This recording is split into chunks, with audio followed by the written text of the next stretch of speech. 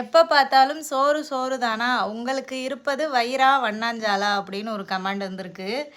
எதுக்கு இந்த மாதிரி கமெண்ட் பண்ணியிருக்காங்கன்னா, இந்த லஞ்சு வீடியோலாம் போட்டோம்ல, பிரேக்ஃபாஸ்ட்டு லஞ்சுன்னு சொல்லிட்டு சாப்பாடு காமிச்சு, ஸோ அதுக்கு தான் இப்படி கமெண்ட் பண்ணியிருக்காங்க. ஸோ நம்மளோட சேனலே குக்கிங் சேனல் தாங்க. என்னோடய சேனல் பேரே வினிதாஸ் ஹவுஸ் குக்கிங் தான். நான் வீட்டில் ஹவுஸ் ஒய்ஃபாக இருக்கேன். அதிகமாக நான் வீட்டில் பண்ணுற வேலைன்னு பார்த்தீங்கன்னா, சமைக்கிறது, வீட்டை பார்த்துக்கிறது, குழந்தைங்கள பார்த்துக்கிறது, இந்த மாதிரி தான் பண்ணிகிட்ருக்கேன். ஸோ நான் இடையில நான் நிறைய மோட்டிவேஷ்னலாக பேசி வீடியோ போடுவேன். அப்படி வீடியோ போட்டால் ஒரு சில பேர் என்ன சொல்கிறாங்க தெரியுமா?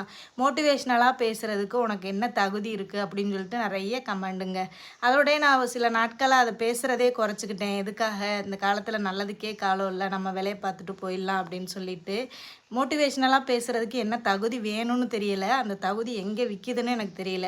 ரெண்டாவது, என் லைஃப்பில் நடந்த ஒரு சில இன்சிடெண்ட்டுகளை பேசி போட்டோன்னா சிம்பத்தி க்ரியேட் பண்ணி வியூஸ் வாங்குறா, வீடியோ போடுறா, சிம்பத்தினால தான் இவளுக்கு சப்ஸ்கிரைபர் கிடைக்கிது அப்படின்னு ஒரு கும்பல் வராங்க. சோஷியல் அவேர்னஸாக நம்ம சமூகத்தில் நடக்கிற ஒரு சில பிரச்சனைகளை பற்றி பேசி போட்டோன்னா என் சேனலை கொண்டு போய் கம்ப்ளைண்ட் பண்ணுற அளவுக்கு என்னை ஒரு சில மன உளைச்சலுக்கெலாம் ஆக்கியிருக்காங்க. ஸோ அதனால் நான் இப்போ எதுவுமே பண்ணுறதே இல்லை. ஏன்னா இப்போ நல்லதுக்கே காலம் இல்லாமல் போயிடுச்சு இல்லையா? அதனால் நான் பாடல சரி நம்ம குக்கிங் பண்ணுறது, நம்ம வீட்டில் அதாவது வீட்டை க்ளீன் பண்ணுறது, இந்த மாதிரியான ஒரு சில விஷயங்களை மட்டும்தான் நான் வீடியோவில் போடுறேன். ஸோ சமையல் வீடியோ போட்டாலும் இப்படி சொல்கிறீங்க.